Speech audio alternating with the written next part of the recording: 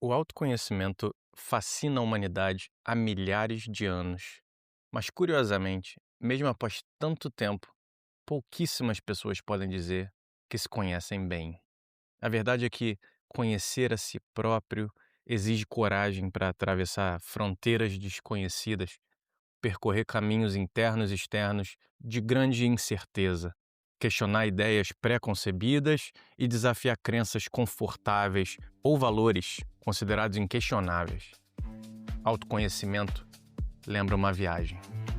Minha entrevistada de hoje é Jaqueline Rufino, uma amiga de muitos anos que viveu uma das jornadas de autoconhecimento mais impressionantes que já testemunhei. Com 17 países visitados e vivendo na Austrália há mais de 10 anos, Jaque deixou para trás uma vida socialmente amparada, conhecida e financeiramente estável para embarcar numa aventura de viagens solo, infinitas descobertas e muito frio na barriga, além de maravilhamento e experiências únicas. Jaque inaugura as entrevistas da Peregrine Growth com viajantes e exploradores e fala sobre encontrar sua própria voz e viver uma vida que genuinamente reflita suas escolhas. Nós falamos de suas transformações pessoais e de como sua história de autoconhecimento pode inspirar outras mulheres que se sintam enclausuradas em papéis pré-estabelecidos para elas. Espero que esse episódio te inspire tanto quanto me inspirou. Bora conferir? Jaqueline Rufino, prazer falar com você hoje. Aproveitando a raridade de estar no mesmo país que você, né? Você da Austrália, diretamente da Austrália, está presente no Brasil, e eu tenho a felicidade de estar na mesma época que você aqui no Rio de Janeiro. Que privilégio. Obrigado por me receber e dar a oportunidade de a gente trocar uma ideia hoje sobre sua experiência, suas explorações e tudo de bom que você vai compartilhar comigo hoje. Eu que te agradeço, Silas, pela oportunidade de estar aqui com você e esse momento quase único, que como você bem comentou, né, da gente estar aqui ao mesmo tempo, no nosso país, na nossa cidade, poder ter essa troca tão prazerosa. Legal Obrigada. demais. Jaque, uma das coisas que eu adoro conversar com fundadores, investidores, exploradores, viajantes, né, é sobre experiência. São oportunidades que as pessoas tiveram de viver coisas que as ajudaram a entender quem elas são, como elas se posicionam, que tipo de causa as atraem. A primeira pergunta que eu queria explorar com você é sobre suas primeiras memórias e lembranças dessas experiências. Que lembrança da infância, da sua infância ou da sua adolescência ainda molda a forma como você vê o mundo hoje como adulta?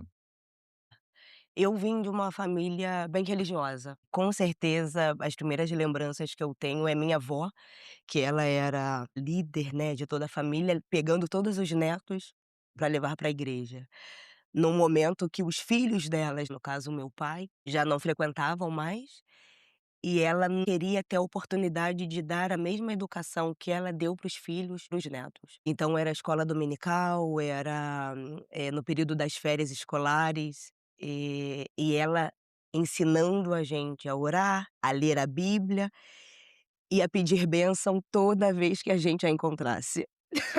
Quando a gente não fazia isso, ela brigava e ficava realmente chateada, porque ela queria ter a oportunidade de falar: "Deus te abençoe, minha neta". E isso sempre foi muito especial pra mim. Essa memória da sua avó, com a educação, espiritual que ela deu a vocês, como é que isso está presente para você até hoje? Por que que você elege essa memória como algo tão central? Eu acho que esse ensinamento me ensinou a me conectar comigo mesma.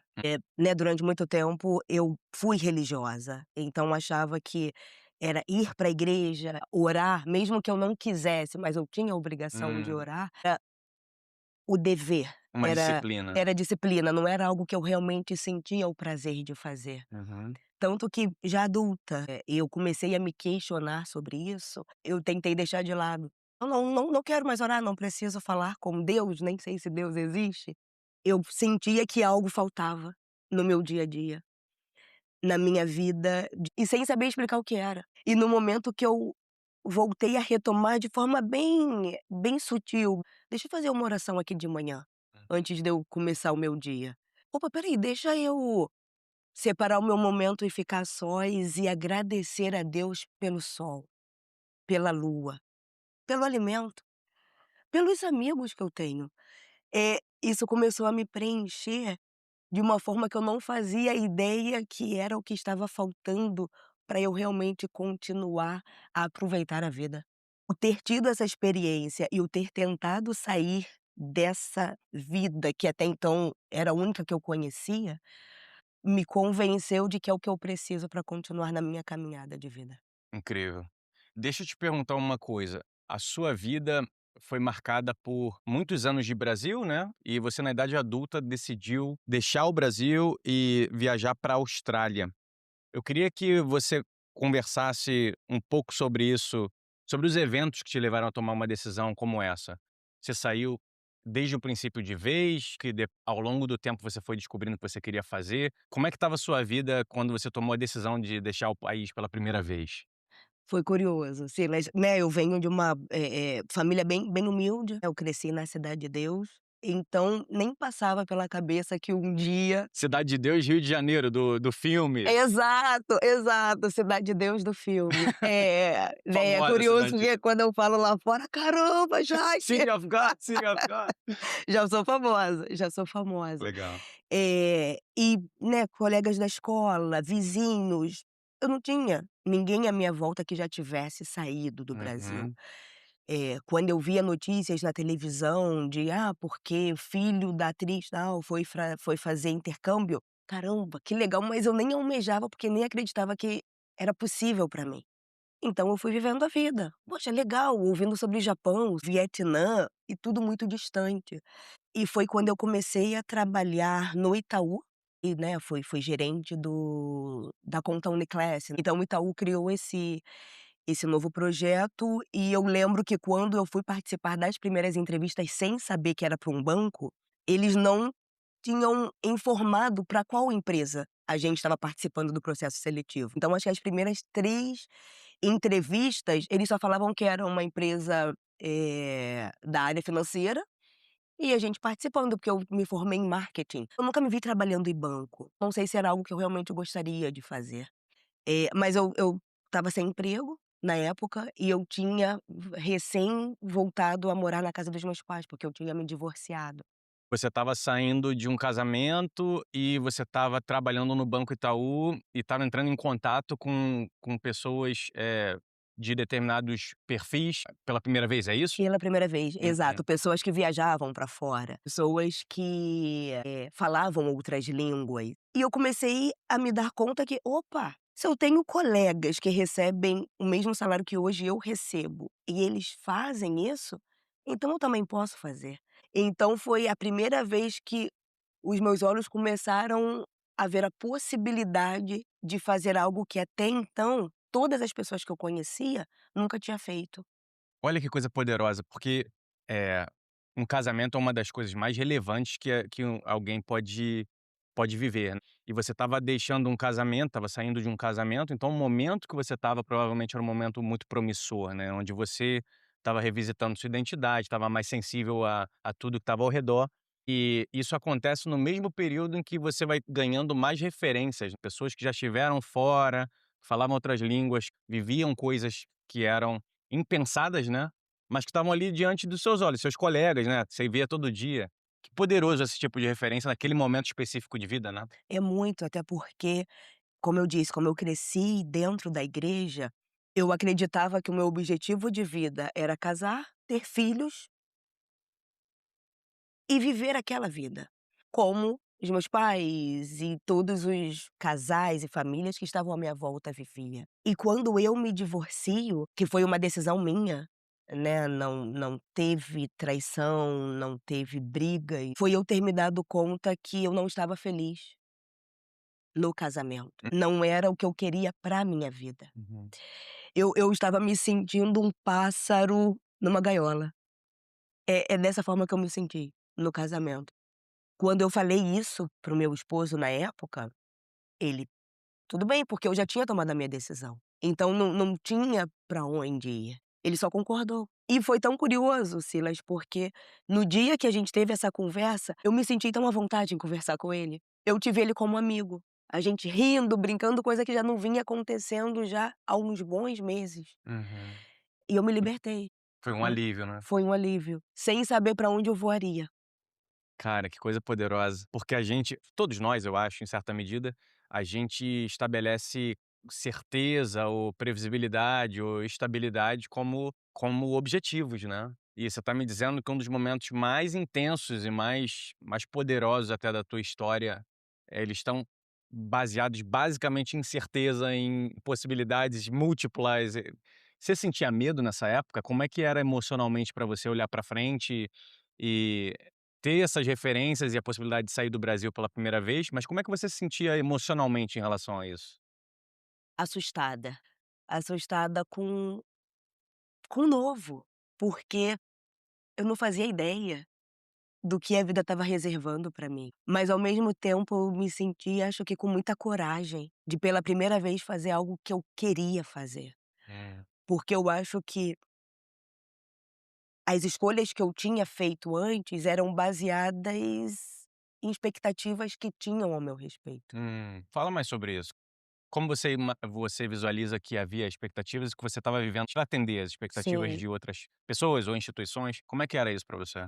eu acho que vai desde a roupa que eu vestia, Hum, jacket, eu comprava shorts, por exemplo, eu tentava comprar e, nossa, é muito curto. Com certeza vão falar porque não é roupa de uma menina crente.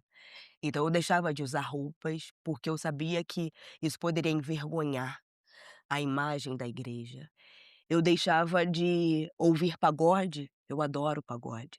E sei todos os pagodes, e é curioso hoje em dia quando a minha mãe me vê cantando pagode: "Nossa, Jaque, você sabe?" Eu falei: "Eu sempre soube, mãe, mas eu não cantava". minha agenda secreta de música foi revelada. Porque eu não condeno de forma nenhuma a criação que eu recebi, ou porque era o que a minha mãe tinha pra me oferecer.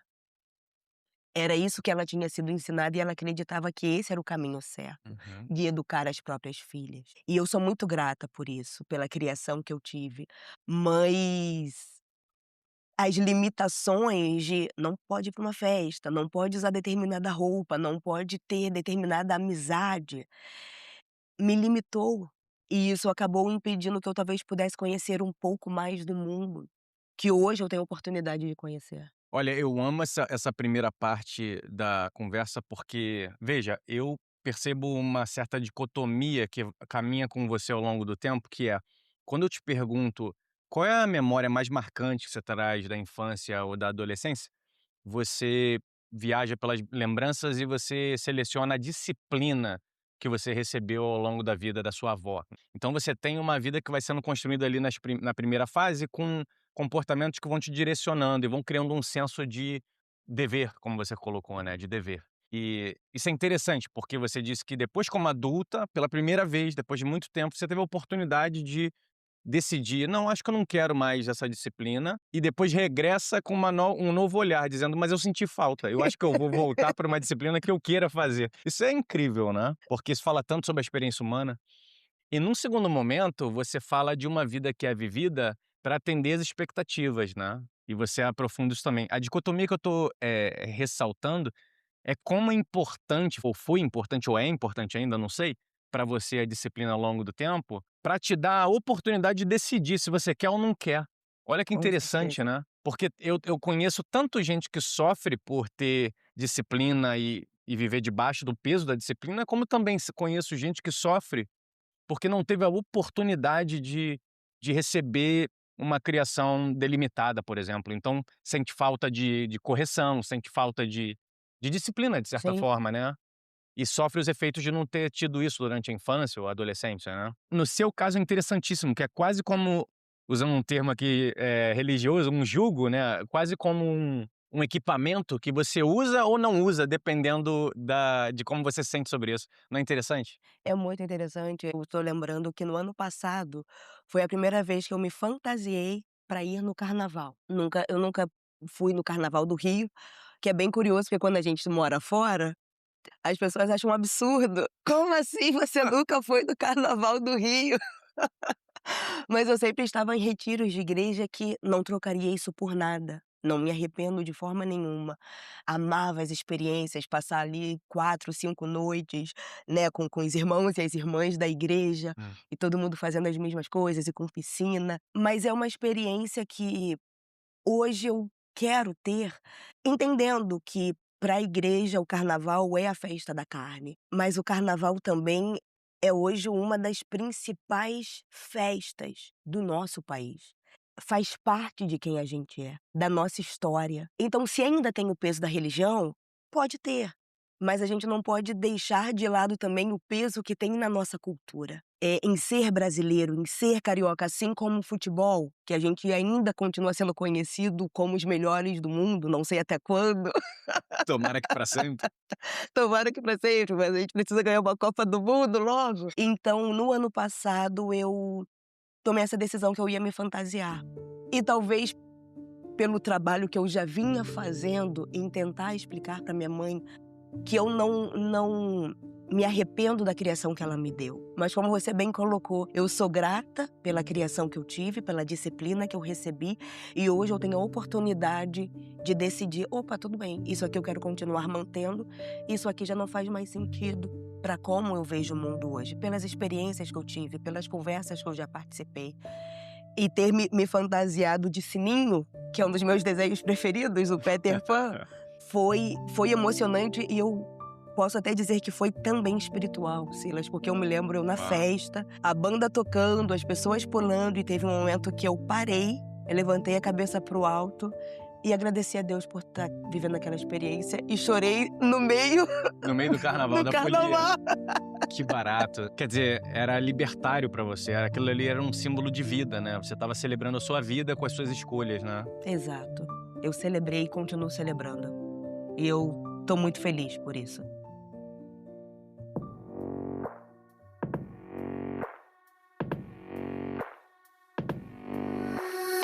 Tô interrompendo essa conversa muito rapidinho só pra te pedir uma gentileza. Eu tô lançando esse podcast, então ele tá muito no começo. É muito importante que você se inscreva na sua plataforma preferida pra curtir esse podcast e ter acesso às novidades sempre que eu lançar o próximo episódio. Se possível, curte, comenta, seja onde for que você esteja vendo esse podcast. Isso é muito importante, não só pra você ficar em dia com tudo que a gente lançar, como também para dar mais visibilidade ao meu trabalho. Grande abraço, obrigado pela tua participação. Vamos voltar. Eu queria conversar agora um pouco mais com você sobre os efeitos dessas escolhas que você está compartilhando comigo, né? A primeira pergunta que eu tenho para você é: em que momento você percebeu que essa escolha de deixar o país e de viver uma próxima fase, uma próxima temporada da sua vida, como é que você vê esse momento inspirando outras pessoas? Você já tem vivências em que a decisão da sua vida fez alguém pensar de forma diferente ou fez alguém viver coisas diferentes? Isso já aconteceu com você? É até fazendo a mistura tanto do ir e fazer o que eu desejo fazer, casando com essa questão da inspiração, né, que você está perguntando. Eu lembro, Silas, quando eu estava fazendo a minha primeira viagem internacional da Austrália. Uhum. Então eu tinha saído do Brasil, tinha ido para a Austrália para aprender inglês e voltaria para o Brasil. É, e aí conversando com o outro, eu só tinha ido para 6 meses, mas essa certeza eu já tinha que eu não ia ficar menos de 1 ano. Pra onde você foi na Austrália e qual era o período? 6 meses você falou? Mas qual Isso, cidade? Era eu Sydney ou fui outra? para Sydney, Legal. pra ficar 6 meses, isso em 2015, Uhum. né, foi na época que eu estava trabalhando no banco, então eu fui e só acrescentando, foram 3 motivos que me levaram também tomar essa decisão, Hum, porque eu tinha recém me divorciado e por causa disso eu certo. tinha retornado pra casa dos meus pais, Hum, com quase 30 anos. uhum. E eles tinham voltado a me tratar como se eu tivesse 15, o que eu acho que eles sempre vão fazer, os pais, né. Eu não estava satisfeita no meu emprego e eu sentia que algo precisava mudar. Era uma sensação que eu não sabia explicar o que era, mas estava faltando algo. E quando minha colega ela era outra gerente, ela falou: "Já que eu tenho um cliente que ele mora na Austrália", foi a resposta que eu precisava. Então eu fui, eu falei: "Caramba!". E aí já fui na agência, já fiz tudo, ela né, "Jaque, eu também vou com você, Jaque". Não, nunca foi, tô esperando ela até hoje. Mas Nossa, eu até acho que eu posso colocar essa como uma das primeiras inspirações, que porque legal. depois de uns anos ela foi pra Irlanda, porque ela também queria viver a experiência de, né, fazer intercâmbio. E ela também estava numa situação semelhante? Era uma viagem solo? Foi uma viagem solo, então acho que eu Legal. posso botar ela como a primeira pessoa que talvez eu tenha inspirado Certo, dessa vivência, certo, e ela tinha escolhido a Irlanda por ser mais próxima do Brasil, então ela por ser filha única, certo. não queria ficar tão perto, tão longe dos pais. E pergunta reversa, se você tivesse que fazer uma viagem solo desde o começo sozinha, você iria? Ou provavelmente a única razão de você ter dito sim, foi porque a sua amiga tinha dito que iria com você? Eu acho que eu iria, eu Ótimo, iria. ótimo, Eu ótimo. eu já estava sentindo tanto que e aí por isso que eu vou há 6 meses depois eu estando na Austrália, que aí descobrindo que: "Caramba, eu posso fazer o que eu quero". Uhum. Não preciso dar satisfação, vamos dizer assim, Sim. ou atender às expectativas do outro. Eu juntei esse dinheiro pra renovar pra pelo menos mais 6 meses, pra ficar pelo menos 1 ano. Então trabalhei pra caramba, lavava a louça, limpava o escritório e tudo. E quando eu me dei conta que eu: "Opa, legal, consegui o dinheiro pra pagar a minha renovação", mas aí tinha sobrado dinheiro. Hum. Falo: "Uau, eu vou poder viajar pra fora". E eu tinha uma amiga na época que ela era uma das amigas mais próximas, ela é da República Tcheca, Pietra. E aí eu falei: "Gente, eu vou fazer uma viagem". Então eu queria conhecer o Vietnã, pela história, os filmes de guerra e tudo, e eles ganharam os Estados Unidos. Então era o número um, Aham. o Vietnã e a Tailândia. E como eu precisava parar em Singapura, eu falei: "Ah, então vou ficar uns dias em Singapura". Então foram as primeiras 3 viagens que eu fiz estando na Austrália. Isso foi em que ano? Isso foi em maio de 2016. Tá, no ano Então seguinte da no sua ano seguinte chegada. eu tinha menos de 1 ano, que eu tinha chegado em agosto de Aham. 2015, e essa amiga da República Tcheca, ela veio muito animada, querendo vir viajar comigo. Hum. "Nossa, Jaque, que legal, posso ir com você e tudo?". Aí eu não gostei muito da ideia, mas falei: "Ah, Jaque, não seja tão chata". Mas ela já veio querendo me questionar porque eu tinha escolhido o Vietnã. E foi um momento que eu falei pra ela: "Então você não vai comigo". Porque eu quero ir para o Vietnã. Então deixa eu fazer a minha viagem e você vai para os países que você quer conhecer. Quer dizer, ela queria ir com você, provavelmente pra ir sozinha, e queria definir Exato, o mas destino mudar o também. roteiro. É. Então eu acho que talvez tenha sido também um dos momentos que eu me dei conta que: "Uau, eu não preciso mais me preocupar em agradar o outro, eu tenho que me agradar". Como uma viagem é um passaporte, usando a metáfora de viagem, né, ela é um passaporte para uma série de autoafirmações, de validações. Como Total. ela tá ligada à autoestima, né. Isso é uma coisa misteriosa, né, por quê, né? Por que que a viagem tem esse Porque componente, né? e é curioso você falar da autoestima, ainda mais entre mulheres, né, que eu acho que, acaba sendo um pouco mais rígido. Uhum. Né, e eu vou usar até essa própria amiga como exemplo, porque foi também ali nesses primeiros meses eu estando na Austrália que eu comecei a me dar conta que eu tinha tantos questionamentos sobre isso. Hum. Ela sendo, né, da República Tcheca, lourinha, pele bem clarinha, os olhos claros, e a gente saía muito juntas, só nós 2. E era muito curioso, porque eu comecei a perceber, Silas, que eu me sentia incomodada em reparar os meninos observando ela e não prestando atenção em mim. Eu lembro que em uma baladinha que nós estávamos, um rapaz ele me puxou pra dançar, pra me pedir pra colocar ele em contato com ela. Nossa, eu me senti tão mal, Super desrespeitoso, né? desrespeitoso, e aí veio os questionamentos: "Ah, é porque eu sou preta? É porque eu tenho cabelo crespo?".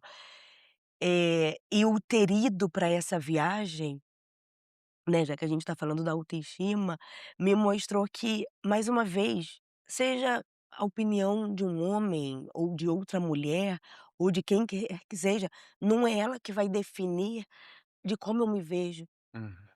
e de quem eu realmente sou. E ao me olhar no espelho e saber que sou preta, tenho cabelo curto, mas é esse peso de: "Não, mulher bonita é mulher com cabelo longo". Eu me acho maravilhosa.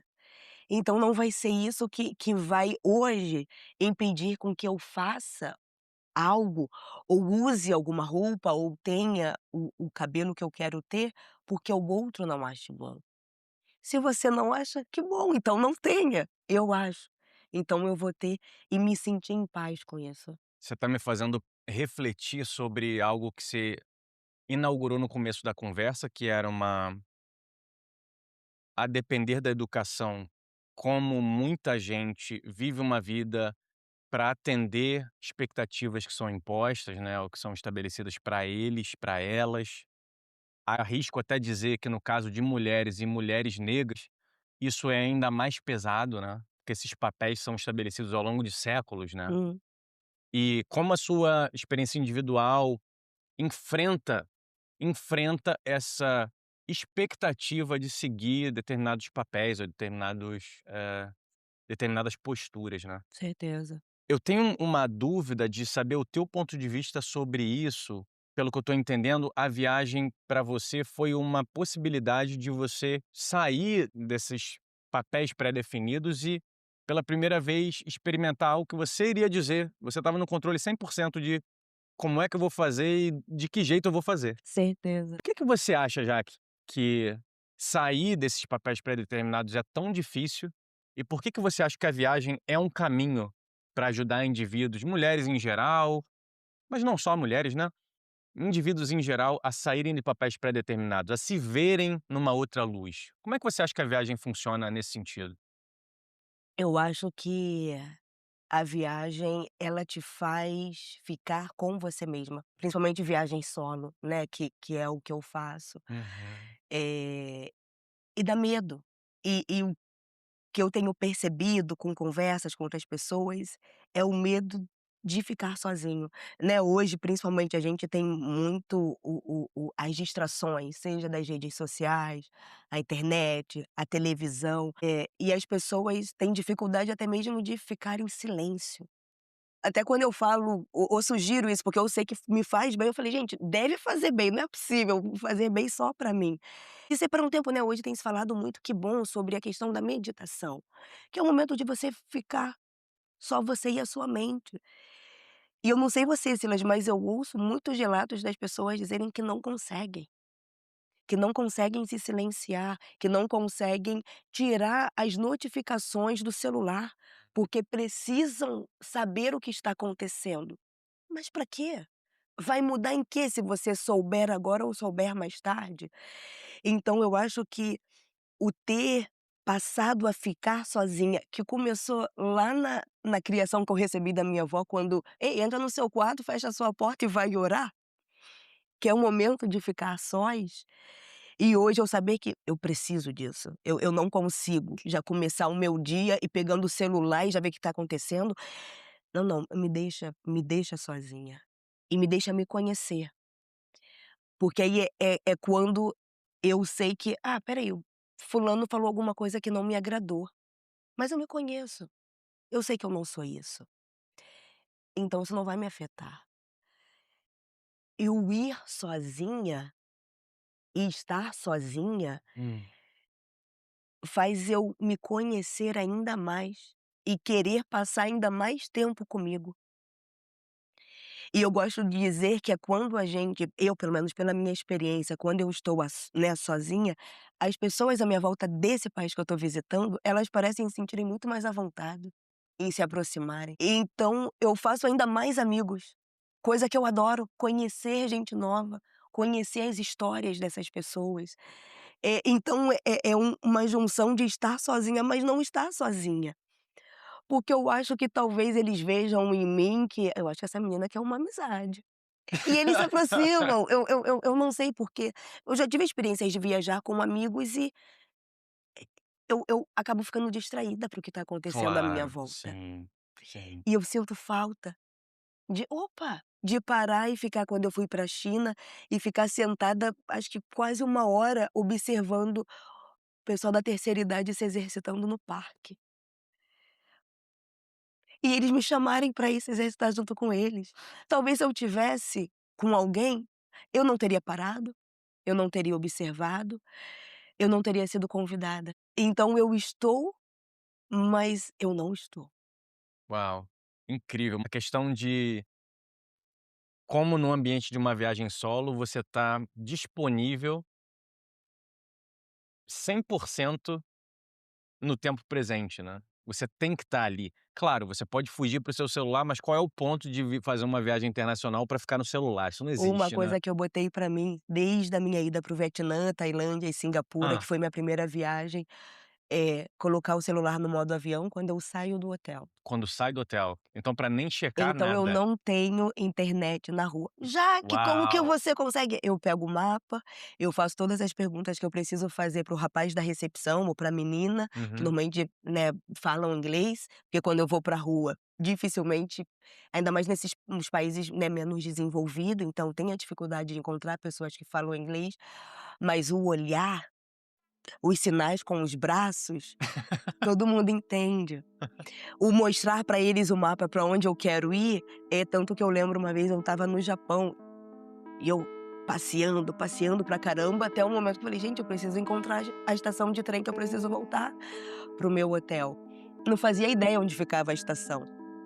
E nisso eu perguntei, parei uma menina e mostrei pra ela que eu queria ir pra estação, e ela fazendo sinal que ela não falava inglês, e eu fazendo sinal de pergunta: "Mas onde fica a estação? Onde fica a estação?". Silas, ela fez o sinal pra eu ir com ela, a gente andou uns 25, 30 minutos, porque ela Uau! me levou até Em a estação de silêncio. em silêncio, só uma olhando pra outra de vez em quando e sorria, e balançava a cabeça. E a gente foi caminhando juntas. Ela me levou na estação, a gente se deu tchau e eu fui embora. Que história incrível, Eu cara. nunca teria vivido essa experiência se eu tivesse com o Google Maps, se eu tivesse com uma outra pessoa, e isso não tem preço. A delicadeza, a gentileza que ela teve por mim, a minha alegria de ter ela do meu lado durante aquele período, mesmo que eu não saiba o nome dela, mas isso eu nunca vou esquecer. E isso me faz acreditar quando vem o desânimo de: "Caramba, o mundo é ruim, né, tanta injustiça, tanta desigualdade", existem pessoas boas. Então dá pra continuar tentando sim. Esse podcast é trazido para você pela Peregrine Growth, seu business advisory, aceleradora boutique e comunidade global, exclusiva para fundadores, donos de negócios e profissionais autônomos, navegando transições e mudanças ao redor do mundo. Confira em peregrinegrowth.com, peregrinegrowth.com. Agora vamos voltar ao episódio. A minha última pergunta para você, já que em relação a isso, é: quais são os impactos emocionais ou humanos que a sua jornada tem gerado para você? São muitos. Eu acho que eu passei a ser muito mais empático. Mesmo que as pessoas tenham escolhas diferentes da minha, ou vejam o mundo diferente da forma que eu vejo, tudo bem, tá tudo bem. Coisa que não era assim quando eu era mais jovem. Eu sempre fui um tipo de pessoa que: "Ei, você tem que acreditar no que eu acredito, porque isso é o certo, isso é a verdade". Uhum. E me dar conta de que, caramba, ninguém sabe de nada. E ao mesmo tempo todo mundo sabe de tudo. Todo mundo tem algo a ensinar, uma experiência para trocar. Né, a gente fica acompanhando essas brigas políticas, por exemplo, né, hoje tem crescido, seja o feminismo, seja a questão racial, mas todo mundo parece estar com raiva do outro, querer provar que eu sou melhor que você, então você tem que fazer o que eu estou mandando, e não, não é. Você pensa da sua forma, por causa das suas experiências, da sua vivência, da sua criação, e eu penso de uma forma, se a gente sentar e conversar, talvez eu comece a pensar um pouco diferente, um pouco parecido com a forma que você pensa. E talvez você comece a pensar também dessa forma. Sim. Então ter podido ir para esses países, ter conhecido essas pessoas, ter tido as respostas de perguntas que eu tive a oportunidade de fazer, me mostrou que eu ainda tenho tanto para aprender. E se eu não estiver aberta e me convencer que eu tenho ainda tanto para também ensinar, qual seria o prazer da vida? Isso é tão profundo, porque usando a tua experiência como um parâmetro, como um template, Algo que eu vejo que é muito presente nos ambientes de polarização, de briga, né, é essa ideia que tá pressuposta de que alguém tem que convencer o outro, né. Tem que mostrar uma superioridade de argumento, de ideia, e o outro vai magicamente concordar comigo, né. Essa é a ilusão, né, Sim. dessa polaridade toda. Você fala de um ambiente onde você, ao viajar e entrar em contato com sociedades que vivem algo completamente diferente do que você aprendeu, valores religiosos diferentes, valores de culinária diferente, valores de prática, de experiência com natureza diferente, valores tradições humanas de todos os tipos diferentes, ninguém está tentando te convencer de nada, você só vê que é possível, né. Exato. E você volta com a sua visão um pouco mais ampliada sobre aquele tema, né. Isso não é incrível? É mais um componente que só a viagem consegue fazer, né, porque eu posso sentar e tentar te convencer o dia inteiro, mas outra coisa é você ir em contato com uma outra vida, né, uma outra forma de vida, né. E saber que é possível também viver daquela forma, Sim. que eles estão felizes e estão bem. Então eu falo: "Opa, talvez eu possa acrescentar isso também na minha vida, me tornar ainda uma pessoa melhor do que eu era". Já que eu fico impressionado com as direções que essa conversa está levando, eu acho super valiosas e super relevantes para a geração na qual a gente vive, para os temas que a gente está enfrentando como sociedade, de forma geral. A gente está batendo recorde de solidão, né, e estamos vivendo um momento da humanidade muito especial mesmo. Eu Verdade. gosto muito do rumo que a conversa acaba tomando e ela é natural. A gente está falando agora de crescimento, é a parte final do nosso bate-papo aqui, é o growth. O crescimento ele não acontece só no campo do business, dos investimentos, que é uma parte que é muito cara à minha audiência também, Sim. mas ela acontece no campo da exploração mesmo, né, das experiências que a gente vive. Você como exploradora, como uma viajante com V maiúsculo, Com eu tenho orgulho. com orgulho, né, eu tenho algumas perguntas para te fazer. A primeira é: qual o momento que você considera mais difícil nessa sua fase de recomeço na Austrália ou de passagem, pra Austrália? Houve algum momento em que você estava diante de ocasiões ou de situações que você genuinamente acreditava que não tinha as ferramentas para resolver? Algum tipo de problema ou de desafio? Você tem algum momento que você diria que é crucial na sua história de vida na Austrália, da Austrália para frente? Que interessante a pergunta, Silas. Uma imagem, acho que eu vou colocar dois exemplos, 2 situações. Eu lembro do meu primeiro trabalho na Austrália. Eu não falava inglês, então eu não conseguia ter um trabalho legal. Eu estava lá para aprender. E então, o trabalho que eu consegui foi lavando louça, dishwasher, né, Uhum. numa praia maravilhosa, um café, uma vista linda, mas eu estava lá dentro da cozinha. E eu me lembro que eu ficava muito triste, por várias vezes eu lavava a louça chorando, da forma que as meninas me tratavam, as meninas que eram as garçonetes. Realmente como: "Ah, ela não é nada". Elas vinham, largavam os pratos sujos, às vezes jogava as panelas e, né, a gerente percebia que eu estava chateada, eu não conseguia expressar muito bem o que estava acontecendo. Às vezes eu nem me achava no direito que, poxa, é meu trabalho, é isso que eu tenho que fazer. E eu me questionava do porquê eu estava me submetendo a isso. Que eu tinha aqui, no meu país, com a minha família me respeitando, com um trabalho que mesmo que não era o meu trabalho dos sonhos, era um trabalho legal, afinal de contas eu estava como gerente, e isso foi desafiador. Os trabalhos que eu fiz e nenhum trabalho é melhor que o outro, então não era o trabalho porque eu adoro lavar louça, sempre gostei. Mas era como eu mencionei, como estavam me tratando, da forma que me olhavam, como inferior.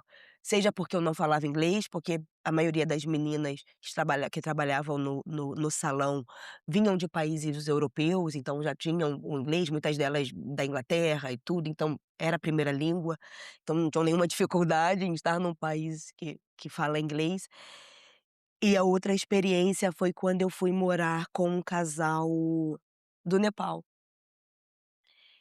Nunca me vi morando com um casal asiático, já tinha ouvido várias histórias por eles terem culturas diferentes. A menina era minha amiga, né, a gente trabalhava juntas, e ela: "Já que eu tô com um quarto lá, a gente, né, tem um apartamento de 2 quartos", o preço era interessante, eu queria economizar para poder viajar mais, e eu não imaginava o quão maravilhoso seria essa experiência, porque ela sendo budista, ele hindu, e eles estavam meio que fugidos na Austrália, porque a família de nenhum dos 2 apoiava a relação deles, exatamente por serem de religiões diferentes. Uau!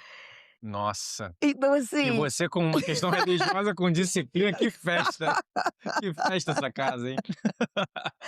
Silas, algumas das conversas que a gente teve foi tão preciosas, desde as questões religiosas, como é Bikram e Jasmine. O Uhum. nome dela que, né, quando ela me falou o nome dela eu questionei, eu falei: "Mas esse nome não é um nome asiático". Ela: "Eu sei, é porque os meus pais já tinham, uma ideia de eu sair do Nepal, de ir para um país de língua inglesa, então eles me colocaram um nome". Eu falei: "Nossa, que interessante". E ele me questionou, o Bikram me questionou, né, quando a gente falava sobre religiões, do porquê o cristianismo é tão conhecido se ele é mais novo do que a religião que ele seguia, o hindu. E foi uma resposta que eu não tive. Mas a minha vontade de querer conhecer mais sobre essas 2 religiões e entender que, é, talvez Deus não seja só isso que eu ache que seja. Uhum. Ele é muito maior, ele é muito mais criativo. Me fez crescer como mulher, como imigrante, como amiga, porque eu nunca iria ser amiga de pessoas com religiões tão diferentes à minha. E me ver ali, morando com eles e querendo saber mais, e ter a oportunidade de falar mais da minha própria religião que eu cresci, sem querer forçar, foi grandioso demais. Quase, respeitosamente, como uma diplomata, né, você tá apresentando: "Não, é assim que a gente crê, desse jeito. E você?", Exato, não é? É completamente exato. diferente dessa disputa de narrativa, né. De dizer quem é certo ou errado, Sim, é só sim. diferente. Até porque ninguém sabe, vamos ser honestos. A gente finge que sabe, mas ninguém sabe o que exatamente. Ninguém A gente não sabe. sabe explicar nada muito amplo. Você considera, alguma virada interna que te fez crescer na Austrália? Se eu tô entendendo a questão da autoimagem, isso inclui a visão espiritual, isso inclui o significado da vida, né, talvez, e a própria releitura das decisões que você naturalmente tomaria no seu ambiente natal, que são muito diferentes das decisões que você toma no exterior, porque tudo acontece tão diferente que é quase um outro planeta, né. Sim, Você vê alguma virada interna do ser humano de hoje completamente diferente do ser humano que vivia no Brasil? eu acho que eu posso dizer que eu mudei em relação à crença, em relação ao outro, principalmente, em como me conectar com o outro e como eu me via. Uhum. Tanto que foi durante esses 8, 9 meses que eu morei com esse casal, que eu senti quase uma força maior do que eu, de ter o meu cabelo curto. Eu tinha ido pra Austrália com o meu cabelo longo, como eu sempre mantive ele. Uhum.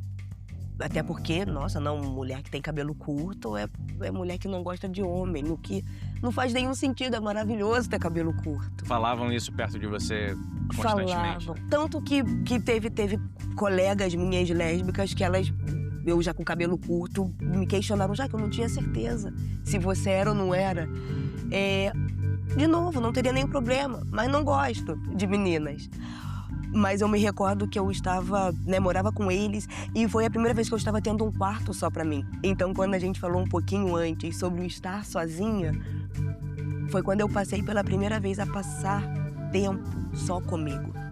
Porque eu morava na casa dos meus pais, dividia o quarto com as minhas irmãs. Nos meus primeiros anos da Austrália, era dividindo o quarto. Com colegas, conhecidos. E nesse momento que eu vou morar com esse casal e passo a ter o quarto só pra mim, me dou conta que, cara, eu realmente não quero ficar com o celular na mão. Coloco de lado. Não, também não quero sair, os amigos estão convidando. E eu ficava parada. E por causa das conversas com eles, eu comecei a me questionar ainda mais a minha própria fé.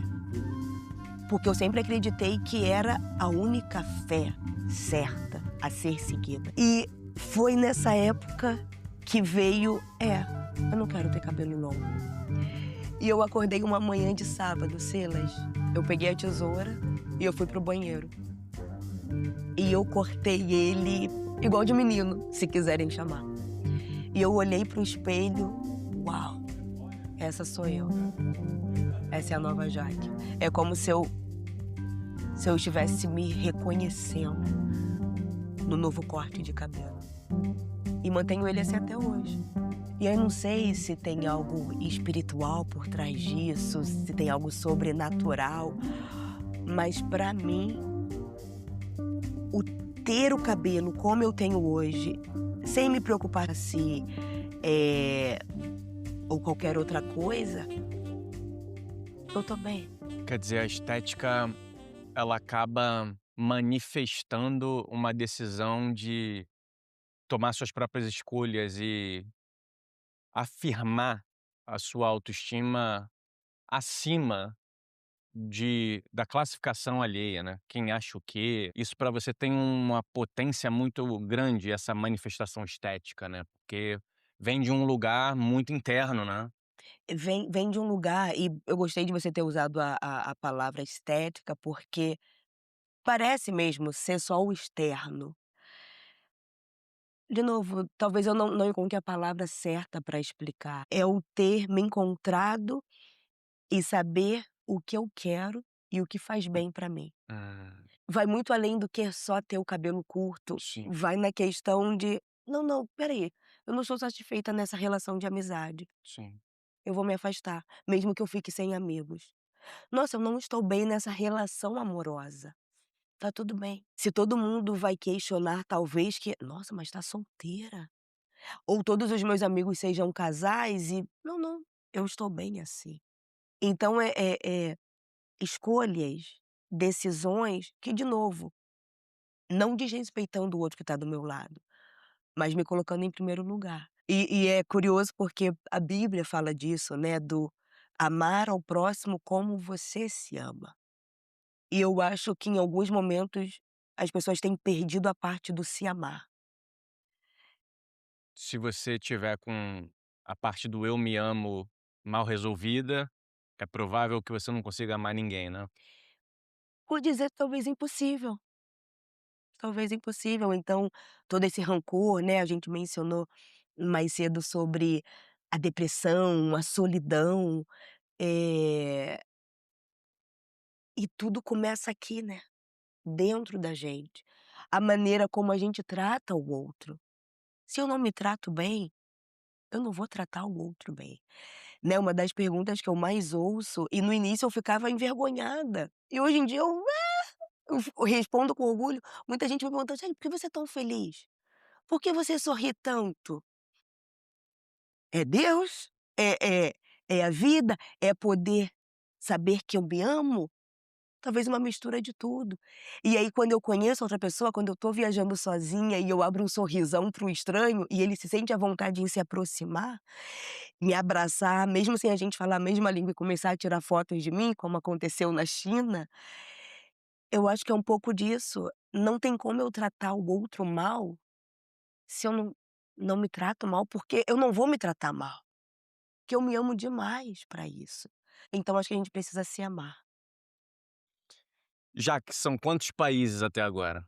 Silas, são 16, 17 contando com a Austrália. 17 países ao todo, começando pela Austrália e seguindo mais 16 países em Isso tudo. sequência. Incrível. Onde você está trabalhando atualmente? Eu tenho meu emprego fixo que é numa organização humanitária. Eu trabalho na Cruz Vermelha, Ah, lá da legal. Austrália. Red Já tô Cross. Australian Red Australian Red Cross. Cross. E eu trabalho lá, eu vou fazer 3 anos em abril. Faço 3 anos, e eu trabalho com o público refugiados. Ah, você trabalha com refugiados. Que ia explicando, muita gente tem essa dúvida, né, muita gente pergunta: "Ah, já que é o pessoal que chega de barco e tudo". Uhum, Então tem essa diferença dos refugiados e do que a gente chama de asylum seekers, né, procurando refúgio. uhum, Então os noticiários que a gente vê das pessoas chegando de barco nos países, eles não são refugiados, eles são os, né, procuradores de asilo, que eles entram, infelizmente, de forma ilegal no país. uhum. Para ser classificado como refugiado, a pessoa aplicou fora do país que a recebeu. Hum, Então ela aplica, né, o país que vai receber, no caso a Austrália, ela verifica as documentações e fala: "É, você precisa de asilo. Você está num país que está em guerra ou você está sendo perseguido pelo governo do seu país, então você é bem-vindo no meu país". E aí ele vai receber o visto de refugiado. E ao ser refugiado ele tem todo o suporte, psicológico, financeiro, material do próprio governo daquele país. Enquanto a pessoa realmente, está se estabelecendo, né, na nova moradia.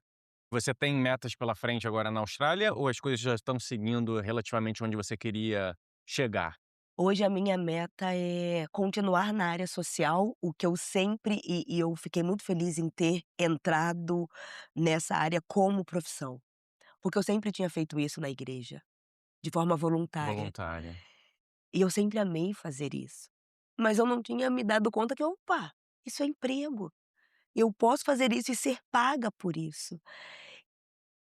Então é algo que com certeza eu quero continuar fazendo, só que hoje eu tenho ido muito para o lado da questão, dos exercícios físicos. Eu estou estudando para me tornar personal trainer. A minha ideia, Silas, é exatamente juntar o exercício físico, a boa alimentação, o dormir bem, que está tudo relacionado com a assistência social. Porque hoje a assistência social se preocupa com o dinheiro que a Uhum. família precisa ter, com a casa onde ela precisa morar, Com a educação das com a crianças, educação das crianças, mas se esquecendo um pouco da parte da qualidade da saúde vida da pessoa, mental. né. Exato. Uhum. E hoje me dar conta que: "Opa, espera aí, o exercício físico, ele melhora a saúde mental, a qualidade de vida, como a pessoa se sente", e aí entra até na questão da autoestima. Quando começou a vir essas ideias, porque eu passei a ter essa própria experiência, eu falo: "Eu quero levar isso para outras pessoas".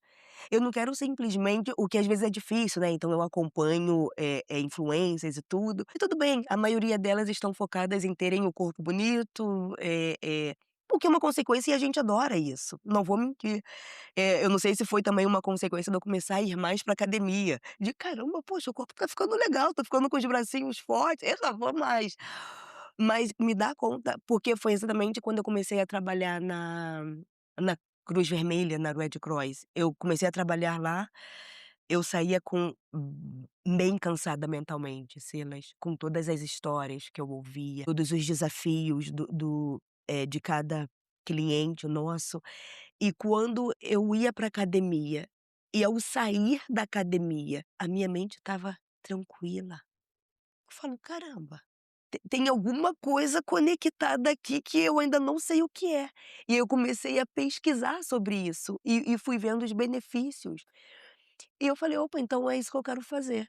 Não sei exatamente o quê, mas eu quero juntar a parte do personal trainer com a parte da assistência social e continuar dando assistência por completo para as pessoas que forem aparecendo no meu caminho.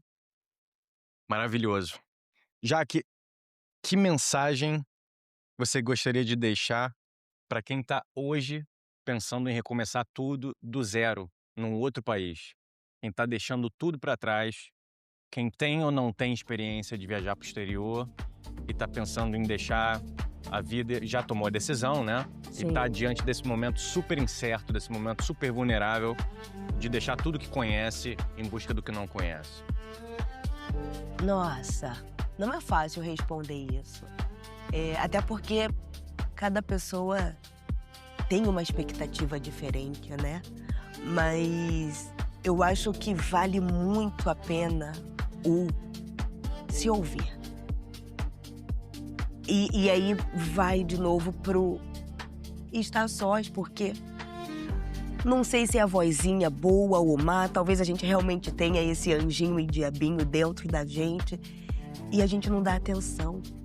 Então eu acredito que a gente internamente já saiba o que a gente quer ou o que a gente precisa.